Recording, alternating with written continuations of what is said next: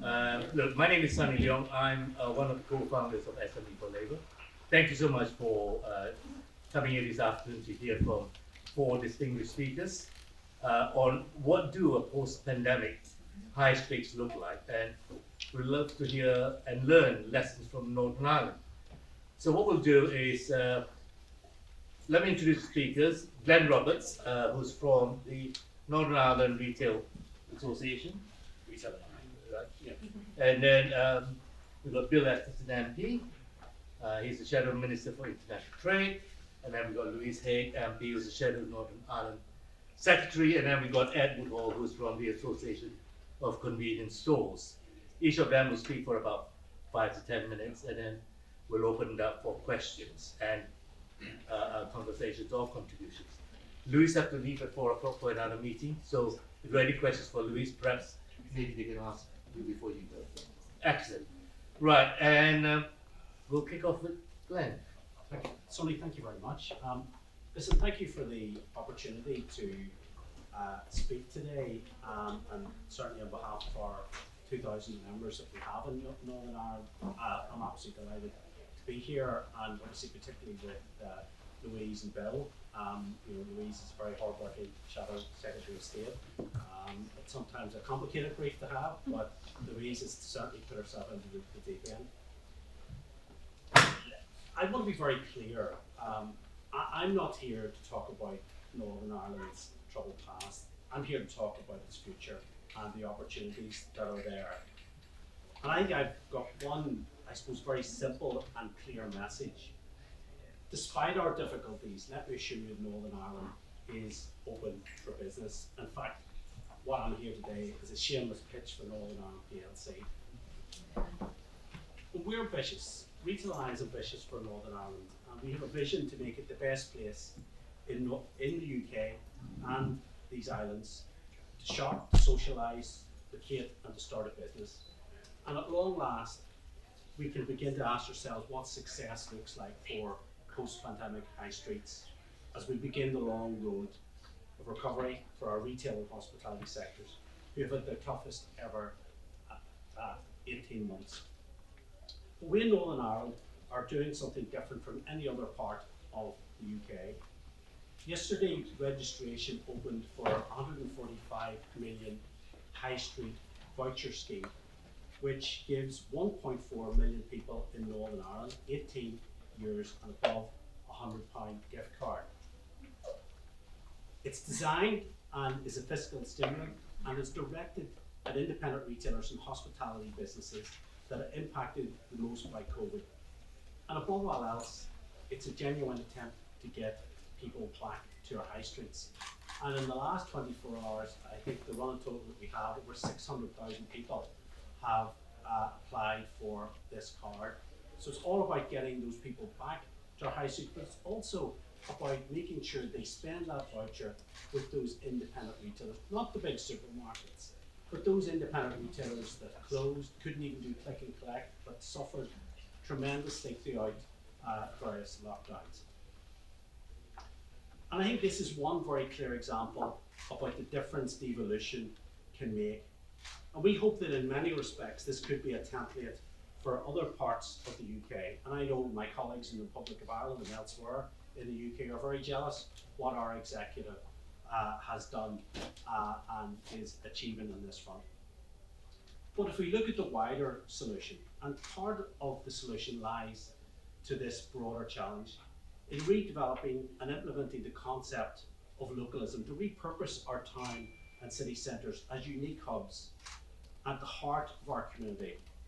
And with, as Mary Portas said in her groundbreaking report, to reimagine them as destinations for socialising, culture, health, well-being, creativity and learning. And localism is not just about supporting independent retailers, it's about empowering people and communities to reshape and repurpose their local villages, towns and cities, and above all else, to reinvigorate the leadership model in those local communities. And our executive has established High Street Task Force, which is very different to the English High Street Task Force because it brings together business, trade unions, voluntary sector and local government with our executive departments to co-design solutions. And I hope that flowing from that, we will produce a radical reconstruction for our high streets, a new, big, bold, radical plan to create 21st century post-pandemic high streets. But we know what success looks like for post-pandemic high streets. And you know what? We don't need lots of jargon. It is simple. We know what the promised land is. It's clean, green, fun, family-friendly destinations that people want to visit time and time again.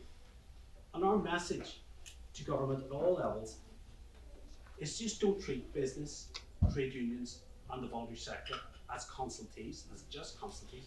Treat us as partners to deliver a co-design solutions to this brave new world we find ourselves in. And this conference and other conferences have talked about the Northern Powerhouse. And do you know what? I want to talk about how we can create a Northern Ireland economic powerhouse for the future. And I can't escape Brexit. Whatever else, there's just no escape from it or the protocol. And I think my message on that is simple. Now more than ever, we need our political leaders in Belfast, Dublin, London, and Brussels to lead the way with big, bold solutions and to take the difficult decisions in relation to the Northern Ireland Protocol and the outworking of Brexit. Real leaders do not see problems, they seek solutions. And again, what does the long-term future of Northern Ireland as a region look like? And I believe it should be as the gateway to the European Union and to be a truly global-facing region and an ecosystem of innovation. A Northern Ireland that is outward-looking, confident, tolerant, welcoming, and an inclusive region that has something to give to the rest of the world. And instead of us and Northern Ireland being a byword for troubles and past and difficulties, I believe that we can have a situation where we as a region will truly become a powerhouse in the future. Thank you for your time.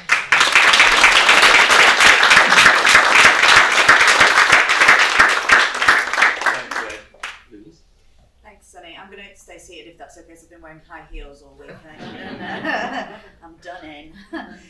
Thank you, Glyn, for that. It's a really, really powerful opening to the debate, and I think so wonderful to be here talking about the positives and the future of Northern Ireland. So much, as you've alluded to, often leads us talking about Northern Ireland's troubled history, and of course the protocol, which has dominated so much of the debate over the last year in particular, as Northern Ireland has been at the heart of the Brexit row.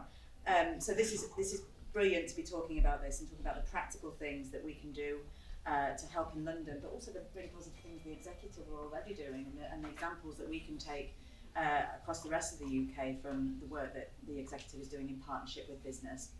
I think the strength of feeling from the people in this room, the fact that this is packed out, there's people queuing to get in, shows how strongly people feel about their high streets and how concerned people are to see them waning. It was clear pre-pandemic that high streets were already on life support, but lockdown has pushed them into critical care. I represent Sheffield Heeley, and we were absolutely devastated when we saw the announcement that John Lewis was closing in the city centre. It left a gaping hole, and people were protesting outside. They were signing petitions. My mum was genuinely on the verge of tears. High streets matter to people. They're a really important part of their identity, of their place, and this concept of localism that Glyn outlined is a really important factor, I think, that is missing so often in our politics and neglects the fact that people's identity is so much centred around how proud they feel in their home city, in their hometown, in their area. I was in Leeds a couple of weeks ago, and in Sheffield we often we feel that Leeds has everything. Sheffield city centre does badly because Leeds gets everything instead. But there were empty facades there too, where Topshop, Dorothy Perkins, Debenhams all were. And it really affects people's sense of their pride in their place. And I think it's time, it's urgent in fact, that politicians figure out where to go next in this debate. And we do need an urgent discussion about how we plan for the future of our high street, because no matter what community you're in, people do really value them. Without them, our towns and cities would quite frankly be soulless, and that reflects in the attitudes of voters and how positive and optimistic and how people feel about their home places as well.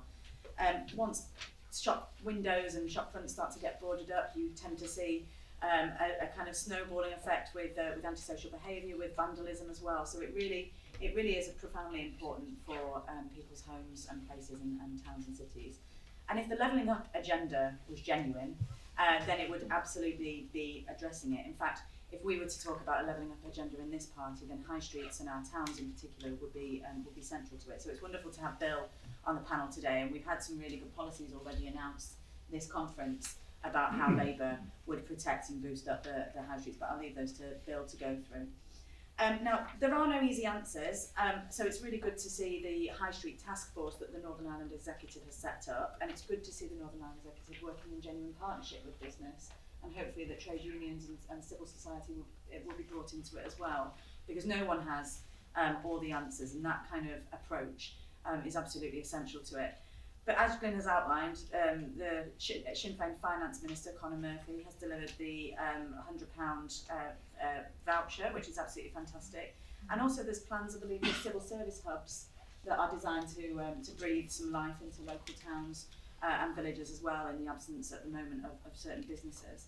The introduction of that high street voucher scheme, which went live this week, has seen some hiccups, but that's because of the huge level of demand for it. As Glyn says, 600,000 people registering in it for a day, which is absolutely incredible and really important to support our local independent high street shops and businesses.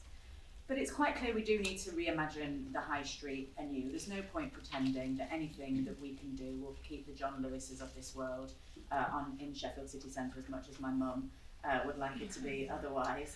And looking at the stats from the Centre for Cities, things are starting to return to normal, but it just simply isn't driving that footfall into those shops. In August in Belfast, we actually exceeded the number of people that were coming into the city centre on weekends compared to pre-pandemic, and nighttime visitors were up to about 90% of where they were before the pandemic. But where things will never, I don't think, return fully back to normal is in home working and flexible working. And we can't ignore or pretend that change in our working lifestyles isn't having an impact on the retail and the office ecosystem in city centres, especially for cities like Belfast, which relied really, really heavily on that footfall from office workers. Now, obviously, some of that is a good thing, that employers are allowing a level of flexible working, but we do need to be honest about the impact that is having. But I think one of the potential positive kind of side effects, or unintended side effects of that, is we are seeing a level of rebalancing across the economy. The bubble is bursting in London, and as people are moving home, I've seen lots of people move home from London to Sheffield. I think that's happening in Northern Ireland as well. People are coming back knowing that they can work more flexibly and work from home more, and the smaller towns and villages are feeling much busier as well, as people are staying closer to home. So that's a positive thing, and I think as politicians we need to understand how that is happening and work through how to sustain that as well. Just want to give a shout out as well to Nicola Mallon and Matthew O'Toole, who've been doing some interesting infrastructure innovations in Belfast with small parklets, just improving the area, making it much nicer, easier, more friendly place to socialise and be. And I think that vision that Glyn has outlined for repurposing our city centres and high streets for that socialising and eating and drinking in a more European feel, away from the classic British version of the retail high street, is exactly where we need to be. So I'll leave that there and hope that Bill will cover the brilliant policy announcements that we raised, because I didn't want to steal his thunder. But thank you ever so much, everyone, for coming and joining in this discussion. It's a really important one at a really important time.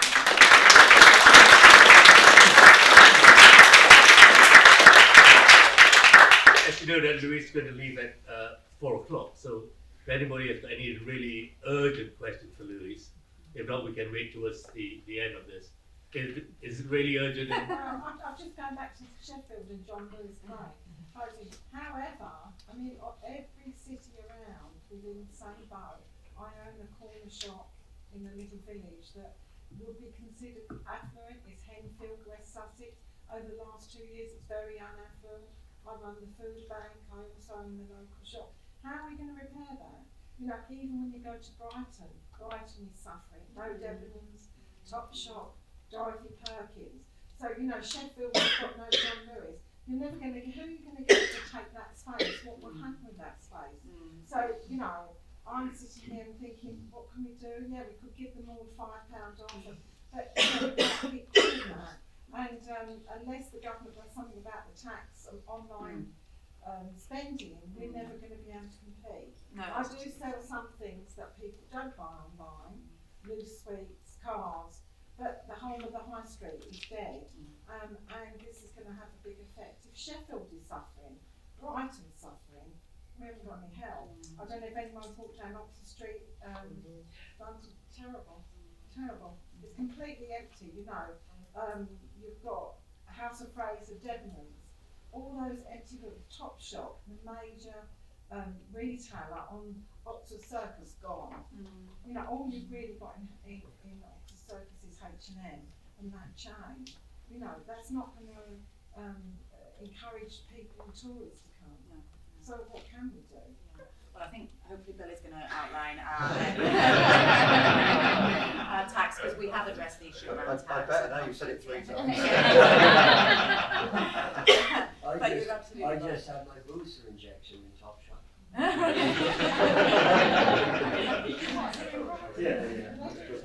Right, okay. Right. Well, yeah, I mean, you're absolutely right, but I mean, in Sheffield, it has left a huge gaping hole. You know, there's an enormous department store. Did you have a Debenhams? I had a Debenhams as well. Yeah, we lost House of Fraser at Meadowhall. Like, Sheffield is everything. We're on our uppers. But there is a significant heart of the city development that Sheffield Council are working on, and looking at things like creating music venues there. And we have to, I think we do have to accept that we're just not going to have those large department stores anymore. And the way that people are shopping now has had that impact. And there's very few interventions that will keep retailers like John Lewis there. But there are ways that we can reimagine those spaces, and we are going to have to do much more. Yeah. Yes, exactly. Well, that's how we have to. That's how we have to reform the system. Yeah. So this government has made it cheap, made it easier for them to deal online. Yeah. Most of the people who are these companies like ASOS, etc., all their people are not on fixed term contracts. They can do what they want. So unless something is done about that, it never changes. Yeah. Right, look, we've got carry on. Unless it's a specific question addressed to Louise. If it's a general question, can we leave it to the other session? Whether it's a general question or a specific question, I'd like to ask a question. So I live in a small area of London, and this whole thing was happening pre-pandemic. So where I live, which is quite affluent, there's probably half a dozen units that are empty, have been empty for a long time. And one of the big issues, and I have talked to local housing councillors about it, one of the issues is that private landlords their rates are horrendous. And there seems to be no control over it. I mean, they leave units empty, and you're right, there's sort of, COVID vaccination, filling them for a short while. But, what are we going to do? It happened before COVID, we've now got a COVID issue on top of all this. And nothing, when you talk to Haringey councillors, they say, can't do anything about it. And, so what are we going to do? Right. Okay. Is it a specific question that Yes, Chris Hazard, Sinn Féin MP for South Down, and there's been some mention of the protocol here today, and as Lynn says, we have the opportunity now for the North to be a gateway to Europe, and local business has really thrived. Our trade with the South, with Europe, has really increased this year. Notwithstanding there are issues and modifications required for the protocol.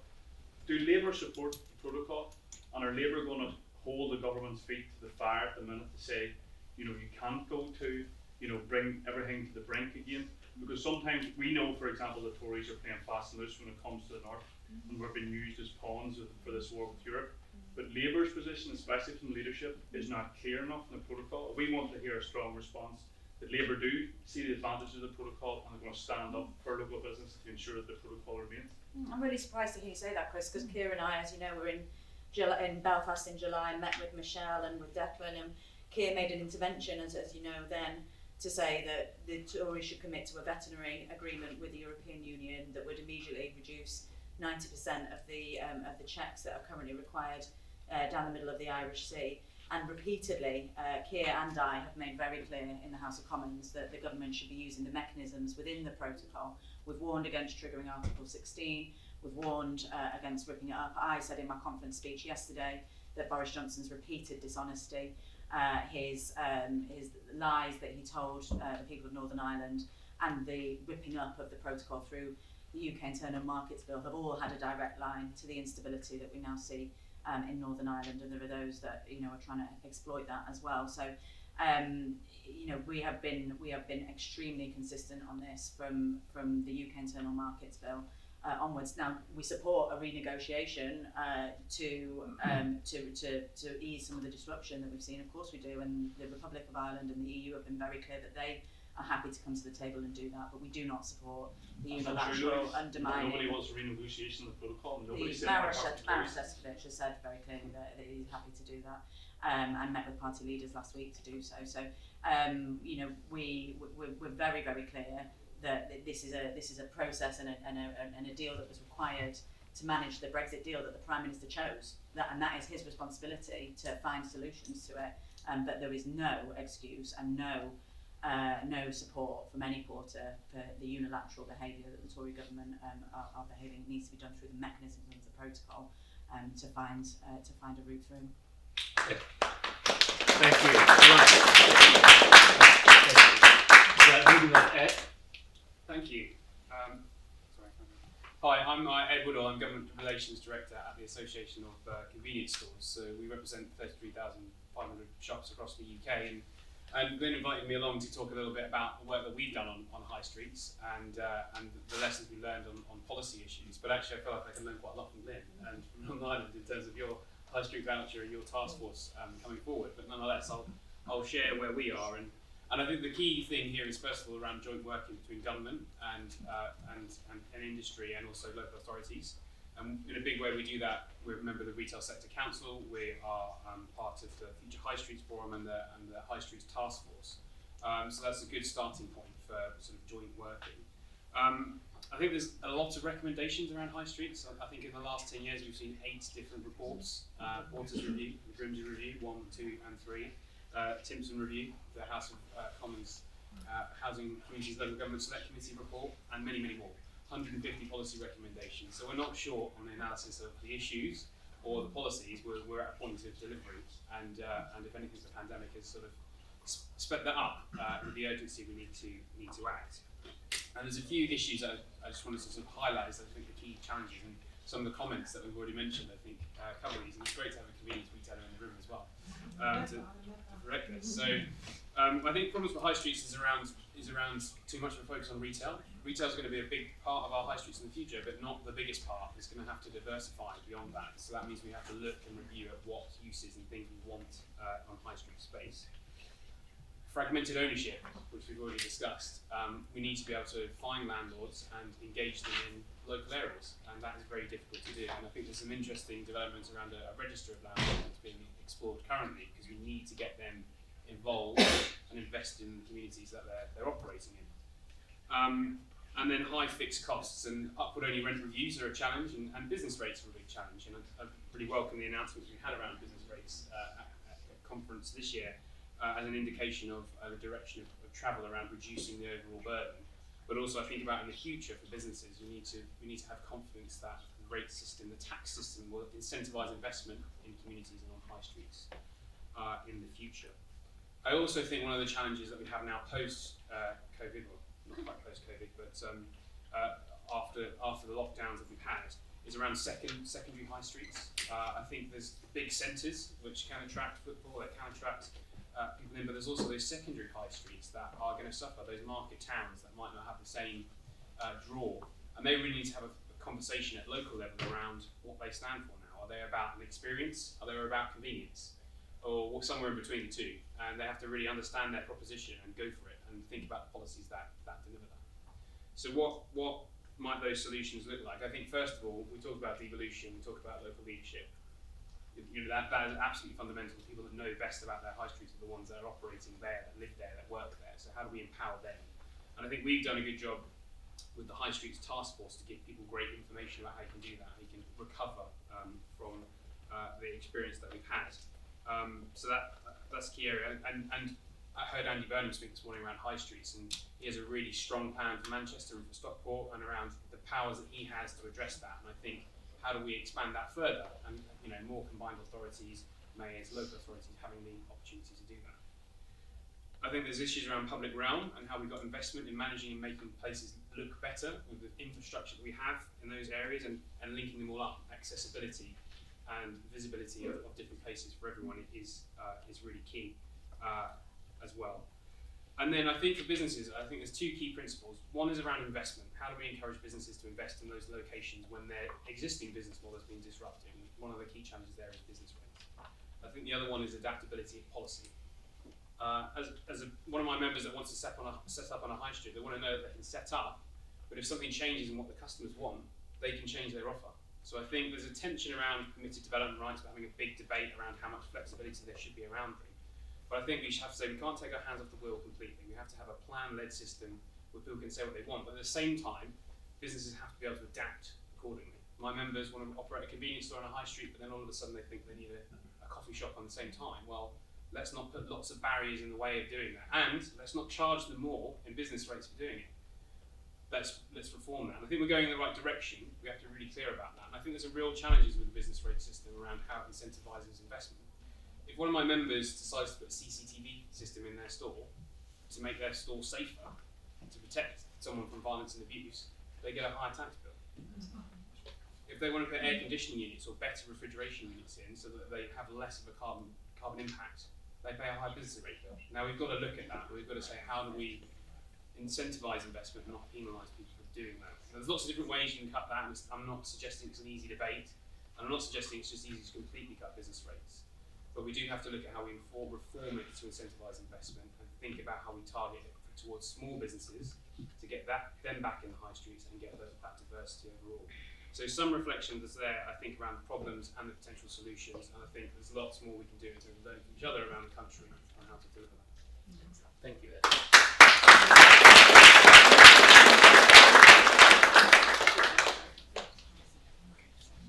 going to shoot off, and I'm sorry, I'm not going to hear what I promised Bill would say. That means I don't have to say it. Thanks, Louise. Excellent. Bill, over to you. But I will.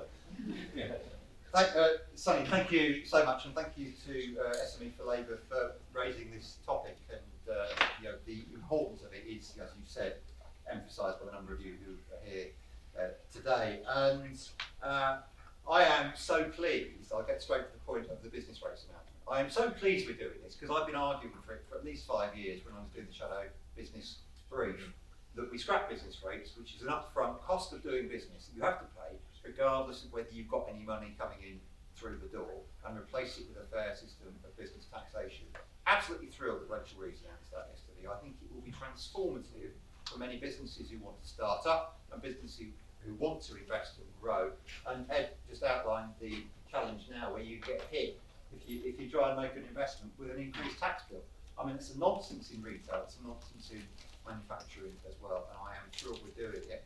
Alongside the initial step, where we'll have a freeze, of course, paid for by an increase in the digital sales tax, starting to make the online giants pay their fair share, starting to create a fairer system of trading between the giants and the small independent businesses like the ones that Ed represents, like the two of you who've spoken from the audience already. That has to be the way forward at the business level. But look, as Glenn and Ed and Lou already said, this isn't just about retail, this isn't just about getting business right, it is about making a high street and a town centre the heart of the community. And yet there have been 10 different reports all saying very, very similar things, but it's time now that we apply the lessons of those reports and the really good best practice that exists around the country. You've got places like Stevenage where a Labour local authority over the years bought up the property so it had control over the tenancies and made sure that it had a thriving high street. You've got places like my own borough of Sefton who are now trying to copy that in much harder conditions, much harder because we've had much bigger cuts in local government than anywhere else in the country. by owning the shopping centre in the Bootham Strand. That is a really tough nut to crack because it is so deprived, and there are some massive problems around the country. We have different challenges in different places. It's a lot easier to do these things in another part of the borough of Sefton. If you go to Birkdale or Ainsdale, they've got thriving high streets, not least because they've got affluent people living nearby who are going to spend their money there. But there are some clues there for many places too, where you've got really successful independents who've got their own brand, who've got a really good interaction and built relationships over many years with the local community, so people of course want to buy from them. So there are some good examples out there. Of course we've got to engage with the town's fund in the short term, even when it's stuffing gold into Tory MPs' areas. We had two bids in Sefton, one in Southport with a Tory MP, the other one in Crosby. In my constituency, you can all guess that it went to Southport, not in Crosby. But never mind, we're going to have another go. For round two, we're going to try and get the money into Crosby, which encompasses a more deprived area and was much higher up the list than Southport. The Tories are going to do things like this, but we've got to try and work the system nevertheless.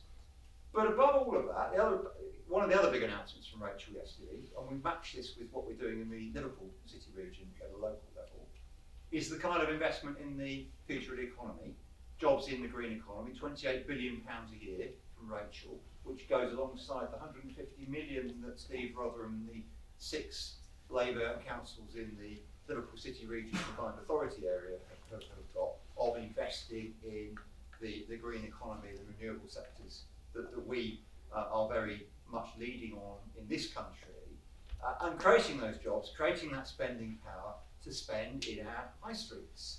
And you know, the challenge of COVID has highlighted the inequalities still further, particularly in parts of the north. The Northern Health Alliance has shown that in its report, that inequalities in health and in wealth too.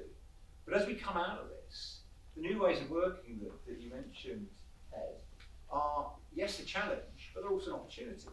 Because in my constituency, I've got far more people, going around talking to people who've now already decided they're going to work from home far more often. But that's an opportunity to get them spending money in the 3 town centres in my constituency that all need huge attention, McGull and Formby being the other 2 from Crosby. And I see that as an opportunity if we will grab it, if we will see the opportunities of making town centres and high streets a place to work, to live and to play, which are in all of those reports, and really make that investment happen. And where Labour is showing the way on these things, like my borough of Sefton is doing, like Stevenage is doing, like, as you said quite rightly, Andy is doing very strongly in Greater Manchester, and they're doing particularly in Stockport by encouraging people to have workspaces near to the station rather than commuting into the centre of Manchester. Some of these things are already starting to happen. We can actually look at really revitalising local high streets. There's a bigger challenge then that comes for city centres and big town centres, and Lou is talking about Sheffield because there's less footfall there. But that has to be part of the answer. So we have to do that. But my final thought on this, Sonny, for now, is we've got to encourage shops. We've got to encourage businesses in our town centres and high streets. And that means advising and supporting in how you compete in an ever-changing world. How do you make the most of those opportunities, but also head off those challenges? And that means having a really good system of business support. That's something I've lobbied for many years, as well as in changes in business rates. Having access to mentors, having access to a proper place you can go and get good advice and support and training and capital as well, access to finance. All of the elements that you see in America with its small business administration, all the elements that you see in places like Germany and France where they're so much better at supporting. And by the way, I mean, if we're talking about other countries and the Europe, I think it was you, Glenn, who mentioned the European, it was Lou who mentioned the European feel.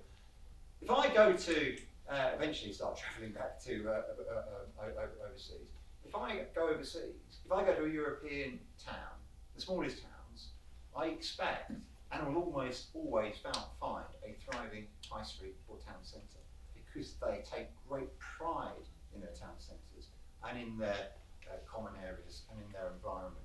And I think some of this is around investing properly in local government and in making sure that the money is there to look after the public realm the way the Continentals do. So look, we as a party, I think with the measures set out by Rachel yesterday, are showing we are determined to be the party of business and the party of the high street part of business, especially too. I think we're showing it already in local government in places like the Liverpool City region and Greater Manchester. I'll have that bias because I'm a North West MP, of course. And I think showing that leadership by Labour where we already have the levers of power, we can demonstrate that we can be trusted to deliver on this agenda and so much more in government. Thank you very much.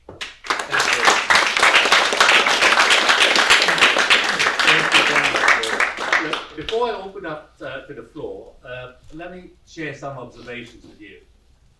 In the last 12 months, 60% of high street closures were all owned by private equity investment companies. Just think about it. Now, I live in a small village in Chiltern in South Oxfordshire. How many of you are from Oxfordshire here? My nearest town is Didcot, and the mainline station is Didcot Parkway. Didcot is not a pretty town. It's very much a commuter town. In the last 10 years or thereabouts, when I first moved into Chiltern 16 years ago, but in the last 10 years, every shop that had closed had been replaced with a charity shop. And if you walk down that street, you've got Oxfam, you've got Save the Children, you've got every single charity shop. And you've got maybe a fishmonger there or a butcher. And then you've got the Orchard Centre, which is spanking new with all the high streets brands. That was before the pandemic. Post-pandemic, half of them are closed. So who will fill those empty shops? God knows. In London, I work with the Chinese community in Chinatown. London Chinatown, as it stands now, will no longer be London Chinatown in 20 years. Every time a restaurant closes, a betting shop is open. Because no business can afford, number one, the business rates, nor the increased rent. And because 50% of the property in Chinatown is owned by this PLC company called Shaftesbury Partnership. And all they want to do is increase rent every time the lease comes up for negotiation. Just walk down Chinatown and count the number of betting shops. Okay, we Chinese like a bit of gamble, but not every bloody shop. But that is what's happening in Chinatown. It's changing the dynamics of central London, let alone the high street. Now, Bill's absolutely right. Getting rid of business rates is really fantastic news for small businesses. But we have to do more as well. How do we regulate some of these businesses, whether it's betting shop or whatever, in a particular area? I don't really know. We want to encourage businesses to come back. How do we encourage independent, owner-run businesses to come back to the high street to serve the community? We have to do something about it. You are the politicians. Did you want me to answer your question? No, not yet. Not yet. Look, I'll pause there. I see a lot of hands going up. The local authority should take responsibility that when shops do become empty, that they regulate it. If they don't, it's almost like the local authorities in our area see the high street as a bit of a nuisance. Okay. And if they were to think about who they do encourage to come into these empty shops, it would make it far nicer and far easier. Yes. You know, how many coffee shops can you have in a very small area? Can't they, support local entrepreneurs to try and open a business and support them? You know, we can't have just a whole street of coffee shops and charity shops. Right, can I take a couple more? That lady there, that lady in front, and that lady behind. And then John, I'll give you. Excuse me, sorry. I'd actually like to answer your question for you, because I'm an Ipswich Borough Councillor. I'm actually the portfolio holder for the town centre. I've had a really crap year and a half, because not only am I a nurse, I've actually seen Our car parking income absolutely plummeted. Local government, we are about £10 million short of funding through actually having to make the response to COVID. We don't have any money spare. As much as we would love to be able to have that money to help more local businesses, we're on our knees just kind of coming back from the COVID pandemic. So our income has fallen by about £500,000 from car parking. That's just in my tiny little town of Ipswich. If that's replicated across the country, local authorities just do not have the money there, as much as we'd like to help. I get that. Look, But something has to give some. I don't think I need a microphone. right. I just have to apologise. I actually work for the John Lewis Partnership. What shocked me when Sheffield closed is I know they got the dishwasher from Watford when Watford closed.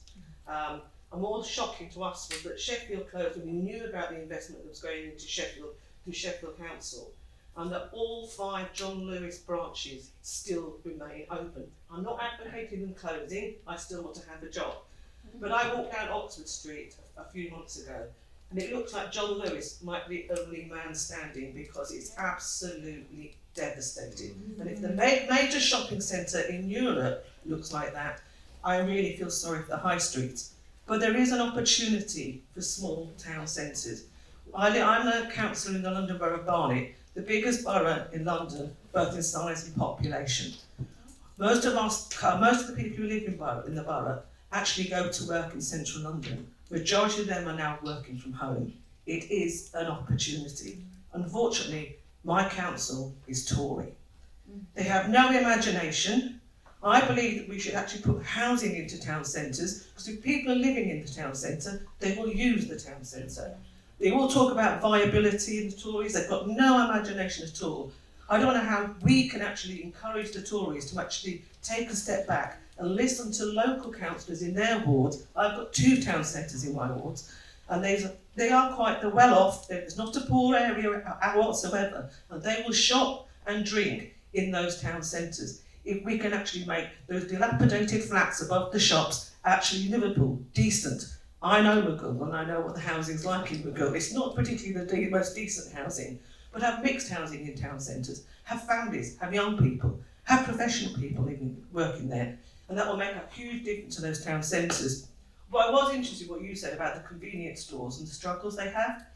Obviously, with some convenience stores, it might be in a town centre where there isn't a coffee shop. Is there a possibility through planning law that they can actually put a coffee shop in the convenience store, that then people would come in, give them something else to come into the store for and buy something else? I think that is vitally important. I mean, there's so much I can go on. I'm actually on the Housing and Growth Committee in Barnet, so obviously clearly this is why I've come here, because it's real interest to me. Because what we need to do is use the planning process, and you're talking about the betting shops. The only way it can change is by the government changing the planning process, that if anyone wants to open a betting shop, they have to apply to the planning department to do that.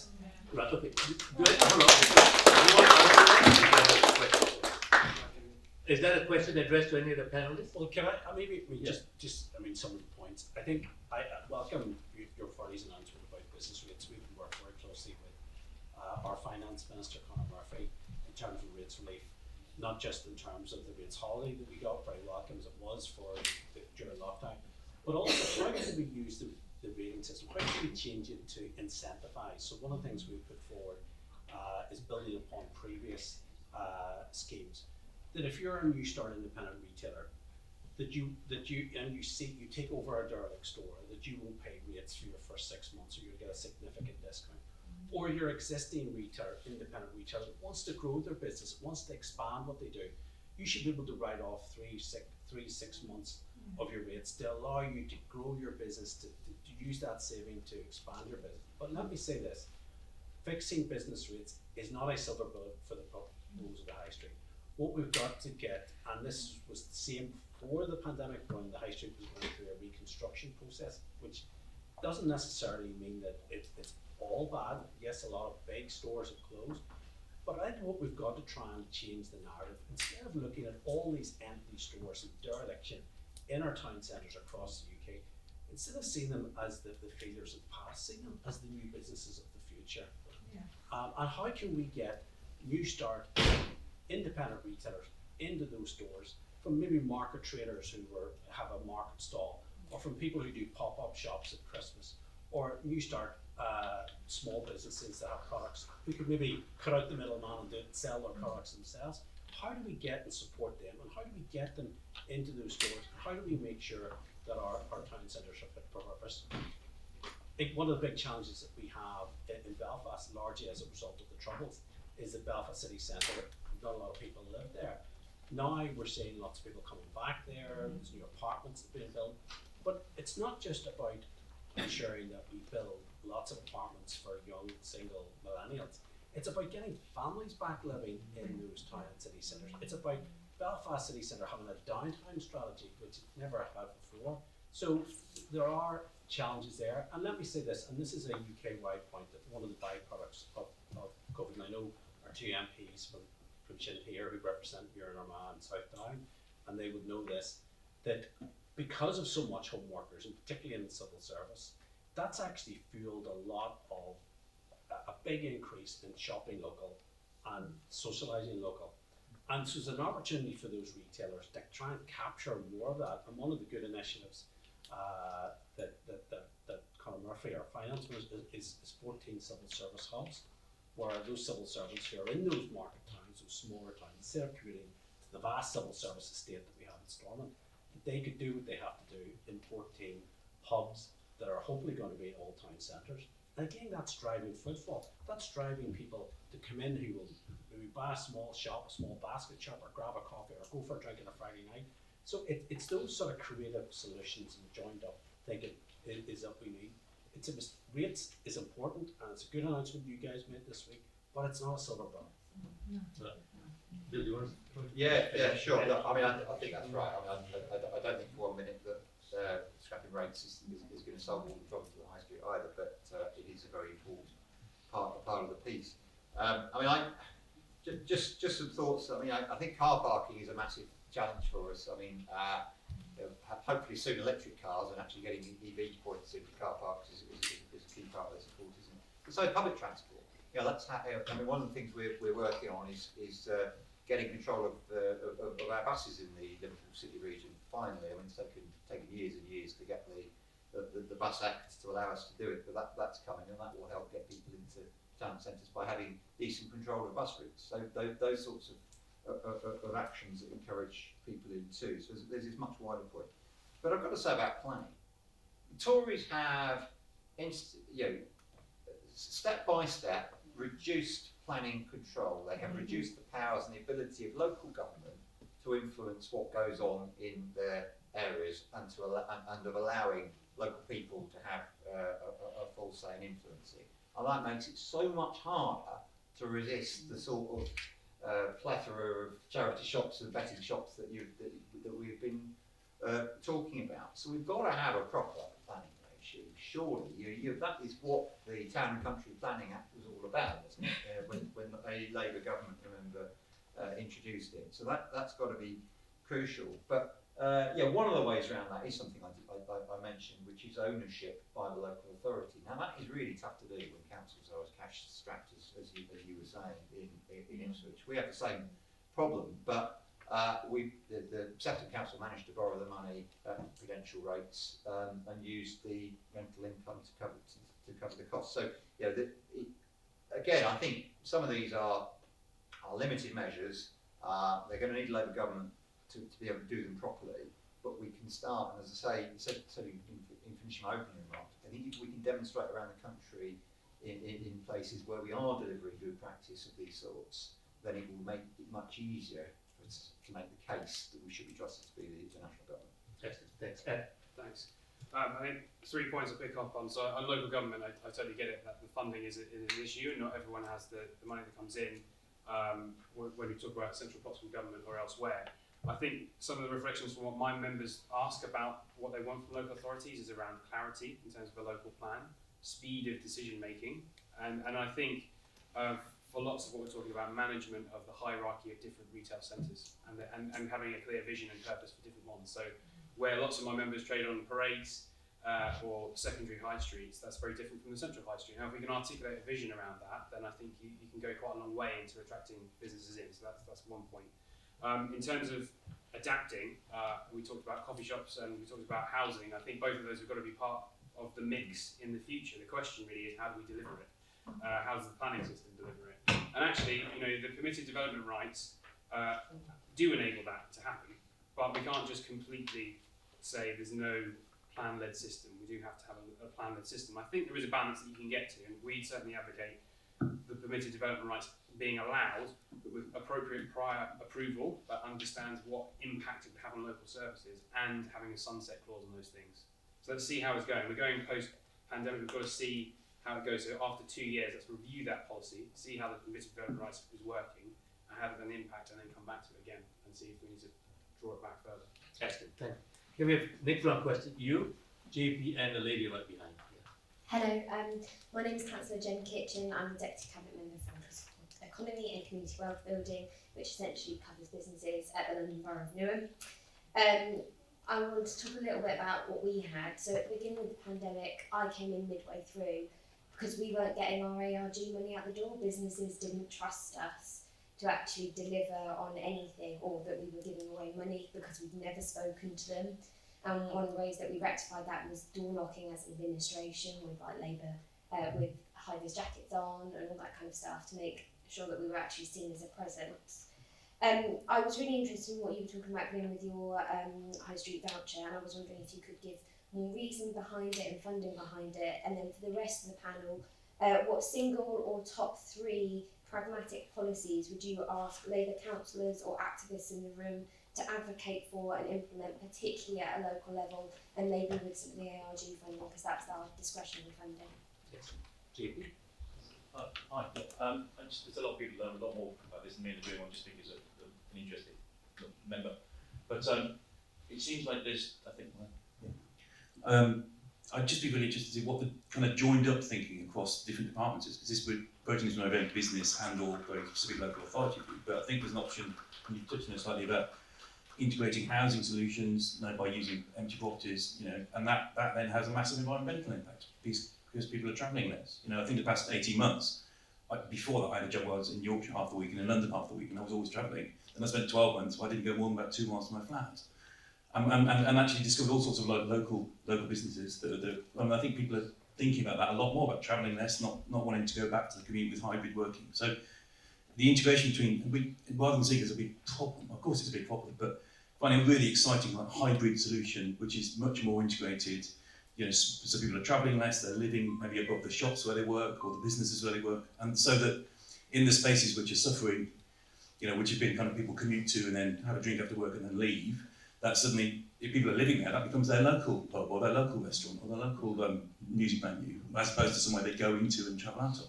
And it'd be really interesting to have some bigger thinking about combining those ideas. I'm sure it's going on, but I haven't heard about it. Yes, okay. Lady at the back. Thank you. I'm Karen Smith. I'm the MP for Bristol South, and I really wanted to congratulate SME for Labour, and particularly for Glyn for coming over to talk to us, because I think we have a lot of shared problems across these islands, and we don't always get good stories from Northern Ireland, and the work that they are doing is really important. If any of you haven't been to Northern Ireland, you should go. Everyone's lovely, and it's a beautiful place to be. I've been spending a lot of time in the summer in the west, and just to get us away from Belfast a little bit, Glyn. There are some really interesting things happening in very small villages, actually. People taking space to set up new barber shops, some supermarkets just do the most amazing range of products if they're allowed to expand.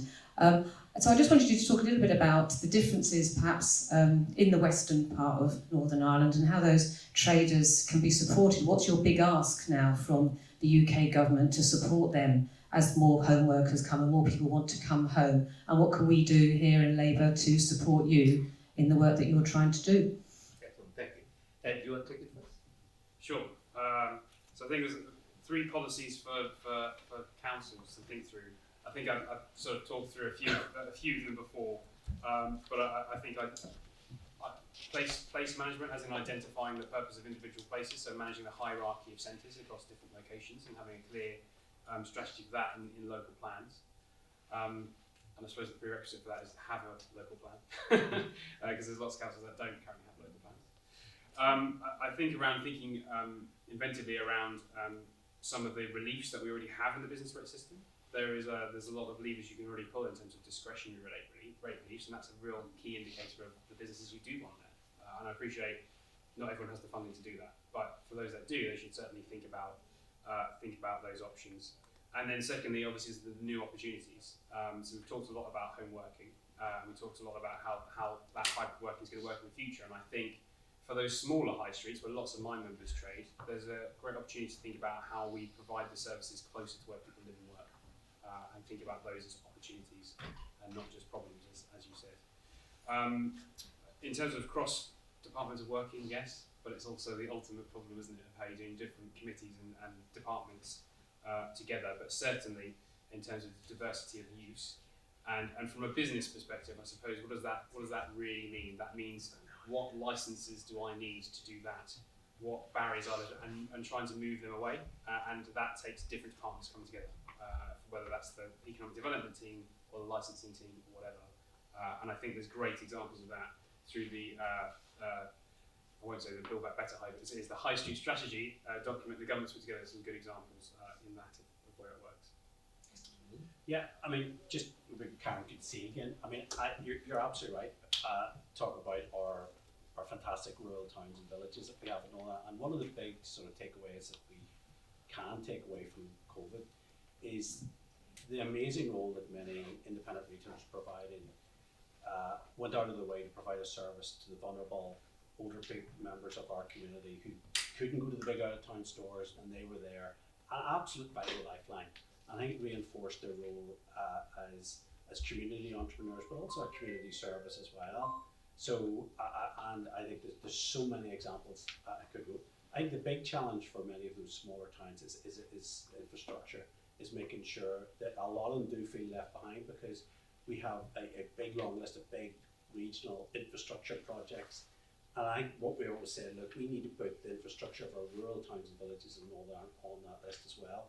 I think one way we can do it is the city and growth deals, which, as you know, the Treasury is a co-partner in that with the executive. We have a lot to learn from other parts of the UK in terms of how city deals, and also from some of the big mayoral administrations that the Labour Party runs as well. So there's lots of good practice that we can learn, and that's, I suppose, one takeaway I would give for the Labour Party in terms of all your shadow ministers is engage with us in Northern Ireland. It's not just a matter, I know Bill has a good track record and Louise is very hard working, but all of your shadow ministers need to involve and engage with us on those big ticket issues. In terms of the voucher scheme, it is quite a bold exercise, but the key thing is we looked at the start of it. It was going to be tricky to do it in a way that excluded the big multiples.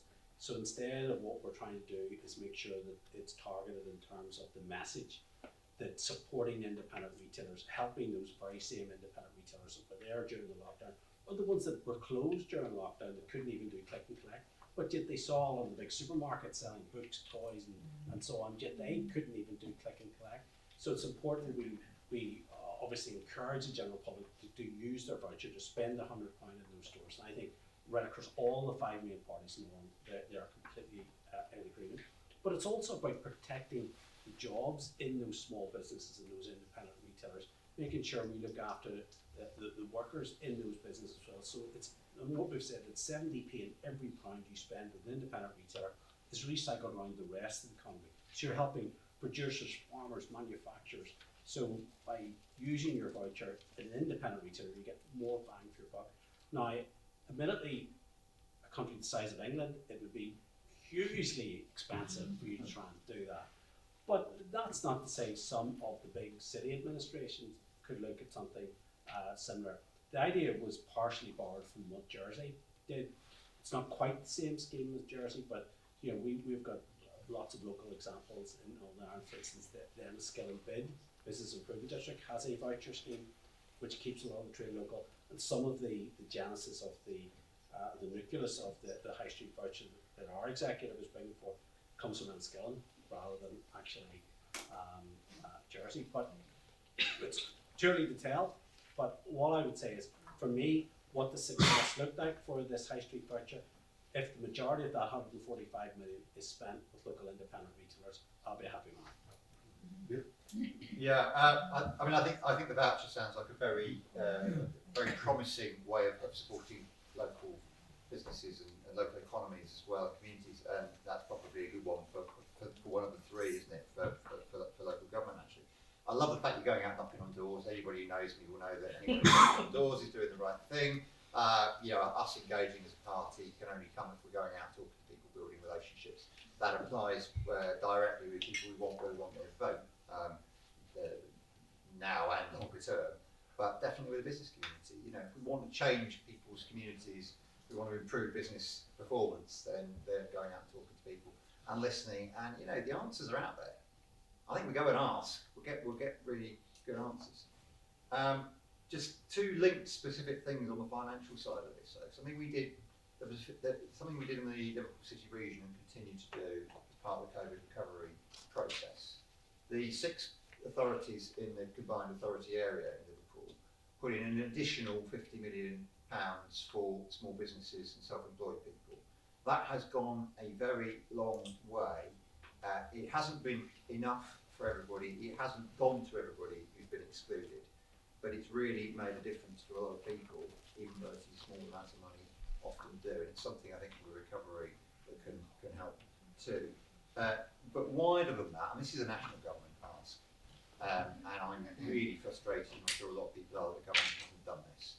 There is an enormous build-up of debt, personal debt and business debt as a result of COVID. People have taken on COVID loans, people have had deferred payments in VAT, in corporation tax, in business rates, and in rent. And we've been calling for this for months now, which is that those debts should be capable of being deferred until repayment could be afforded. Because the alternative is businesses are going to go bust if they haven't already, because they're just not going to be, they're going to be overwhelmed by having to repay them. And those repayments already started, haven't they? So I still think that is an extremely important ask of government. And actually, from an economic point of view, it works. Because if businesses keep going and are able to start repaying further down the line, the Treasury is actually going to recover more than if they all go pop and nothing is recovered. Thank you, Bill. Look, I think our time is up now, but may I close with not an observation, but perhaps a provocative question. Can all high streets be saved? Let's ask that. I mean, look, I spent a lot of my time growing up in Singapore. And when I was young, I see those chop houses there. Now, when I go back to Singapore, those shop houses are no longer there. There's all obviously modern buildings, new tenants, and so on and so forth. I mean, some of our high streets really, the buildings really need sort of either massive investment to get it up to spec, or is it worth, I don't know, just knocking the whole thing down and rebuilding it? I don't know, but I'm sure this conversation is going to carry on and on and on. Well, thank you so much, panelists, for